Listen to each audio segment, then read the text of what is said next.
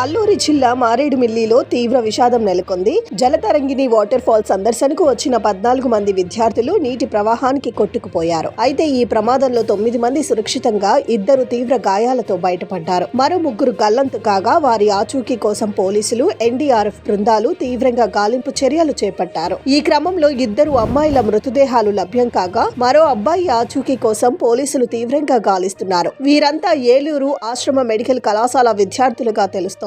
అయితే ఆ ప్రాంతంలో భారీ వర్షం కురవటం, జలపాతంలో నీటి ఉధృతి ఒక్కసారిగా పెరగటంతోనే ఈ దుర్ఘటన జరిగినట్లుగా తెలుస్తోంది. మృతులను పార్వతీపురం జిల్లా బొబ్బిలికి చెందిన సౌమ్య, బాపట్లకు చెందిన అమృతగా గుర్తించారు. మరోవైపు ప్రకాశం జిల్లా మార్కాపురానికి చెందిన యువకుడు హరదీప్ ఆచూకీ కోసం గాలింపు చర్యలు కొనసాగుతున్నాయి. కాగా తీవ్రంగా గాయపడ్డ వారిలో హరిణిప్రియ పరిస్థితి విషమించటంతో మెరుగైన చికిత్స కోసం రాజమహేంద్రవరం ఆసుపత్రికి తరలించినట్లు అధికారులు తెలిపారు.